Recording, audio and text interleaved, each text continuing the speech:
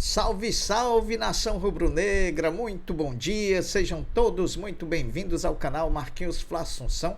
Nós estamos chegando na manhã dessa sexta-feira para trazer todas as informações e as principais notícias do rubro-negro mais querido do Brasil e do mundo, o Clube de Regatas do Flamengo. Bom, inicialmente eu não poderia deixar de começar esse vídeo pedindo a você que ainda não é inscrito no nosso canal que fizesse a sua inscrição, pois ela é muito importante para o crescimento do nosso trabalho, que também você deixe o like, porque o like sinaliza para a plataforma que você está gostando dos conteúdos e que, gostando dos conteúdos, você possa também compartilhá-los com os seus amigos, com seus parentes, para que mais pessoas possam estar se juntando a nós aqui no canal. E por fim, que você ative o sininho das notificações para que o YouTube possa notificá-los de tudo que tiver acontecendo de novidade aqui no nosso canal. Bom, feito o merchan do canal, vamos agora às notícias do Mengão. Vamos começar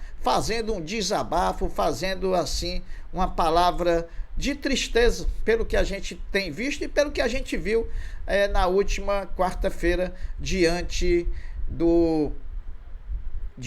do Atlético Paranaense, né? Bom, meus amigos, mais um vexame, mais uma decepção.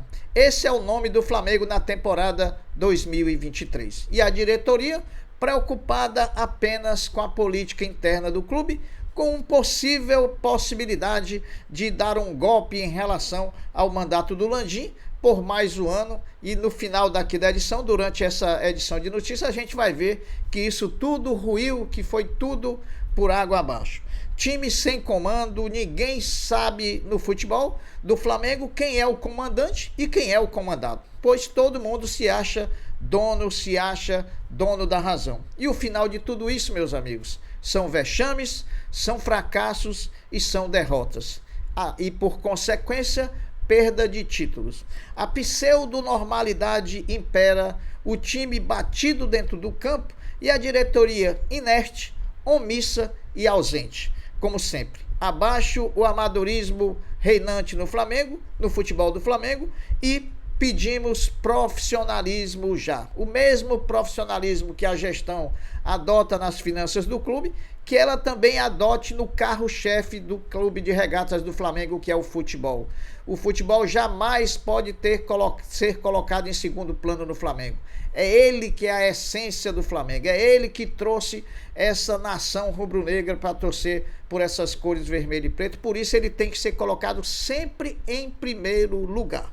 Bom, meus amigos, depois de mais um vexame, o elenco rubro-negro se reapresentou ontem à tarde no CT Ninho do Urubu, iniciando assim a preparação para o jogo de ida da Copa do Brasil, jogo de ida da final da Copa do Brasil, diante do São Paulo no próximo domingo, 16 horas no Maracanã. Os titulares, como sempre, fizeram um trabalho na academia, um trabalho regenerativo, e os demais jogadores foram a campo com Jorge Sampaoli e seu staff. Estavam lá também Ayrton Lucas e Bruno Henrique, que não foram para a partida, pois estavam cumprindo suspensão automática. Varela, Luiz Araújo e Arrascaeta, os lesionados do time, também treinaram no campo, porém longe do restante do grupo. Muito distante a possibilidade da presença de um dos três jogadores no jogo de domingo contra o São Paulo, o jogo de ida, né? Contra o São Paulo pela Copa do Brasil. Dia importante também ontem na Gávea, pessoal, principalmente à noitinha, depois das 18 horas, né? Ontem à noite o Conselho Deliberativo do Flamengo se reuniu e onde pautou vários assuntos de extrema importância para o ano de 2024 do Flamengo. Ano de eleição do clube, se não, vejamos o resultado das votações. Primeiro, foi votado uma adequação do orçamento do clube. E o que é isso, Marquinhos? Uma adequação. Pessoal, quando o Flamengo faz o orçamento, ele estima vários valores que vão ser gerados no orçamento do clube. Por exemplo, o Flamengo estimou que iria na Copa Libertadores da América até a fase de semifinal. Não foi. Infelizmente, ficamos pelo caminho e fomos até a oitava. Então, se a gente programou até a semifinal, nós programamos um ganho mais além. Como não tivemos um ganho, esse valor foi diminuído. Então, isso é uma adequação. Outra situação, o Flamengo orçou no seu orçamento 63 milhões de venda de jogadores. Só que o Flamengo não vendeu 63, o Flamengo vendeu quase 300 milhões. Então você faz ali a adequação, o orçamento, para ele ficar mais próximo da realidade. Isso aconteceu e foi votado e aprovado por unanimidade. Outra votação que estava era a mudança do tempo de mandato do presidente e do vice do Flamengo, do mandato de 3 anos com direito à reeleição para o mandato de 4 anos sem direito à reeleição. Foi rejeitado também. E nesse ponto, eu acredito, na minha opinião, que o Flamengo fez um retrocesso. Era importante que a gente aprovasse os 4 anos sem reeleição.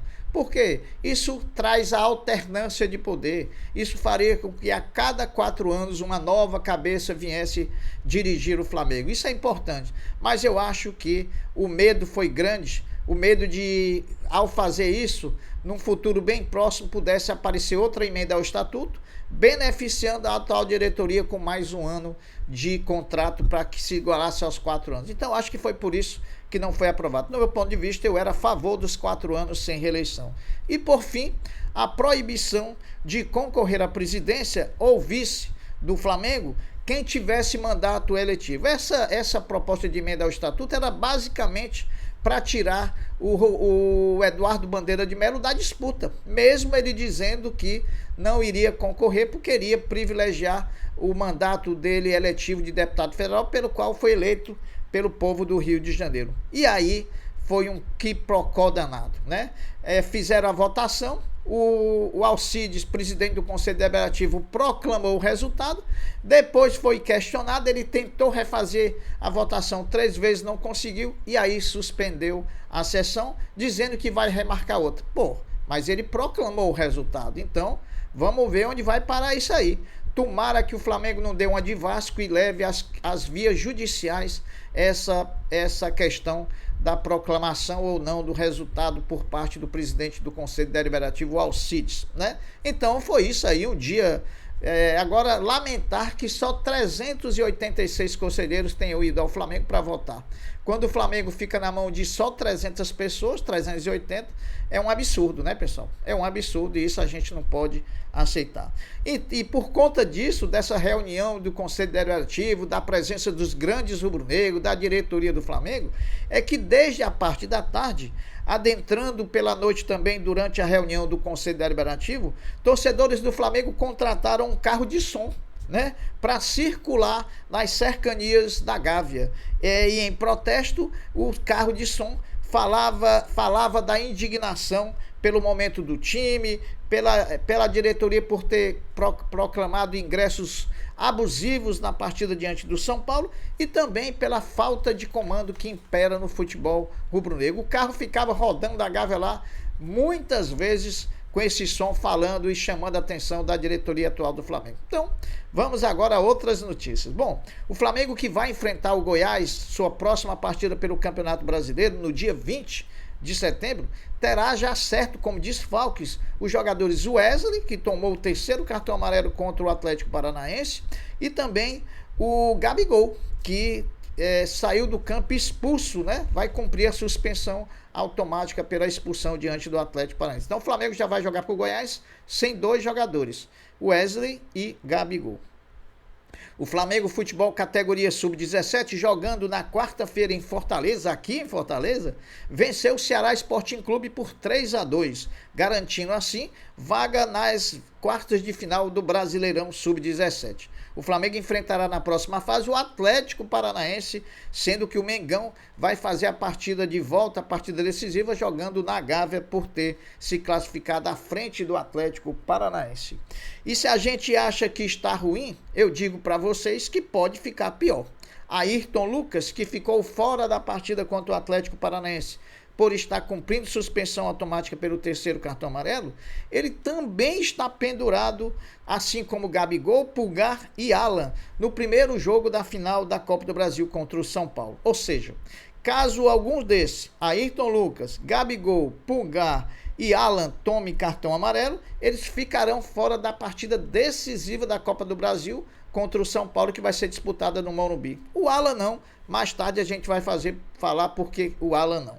Bom, meus amigos, o Flamengo Sub-20 voltou ao tapetinho, né? Voltou ao tapetinho para enfrentar o Botafogo pelo jogo de ida das quartas de final da Copa Rio, Otávio Pinto Guimarães no Sub-20. E empatou por 0-0, sendo muito prejudicado pela arbitragem durante a partida. As equipes voltam a se enfrentar na próxima quarta-feira, dia 20, na Gávea, né? Onde será definida uma vaga para as semifinais. Outro empate leva a decisão na cobrança da marca do pênalti.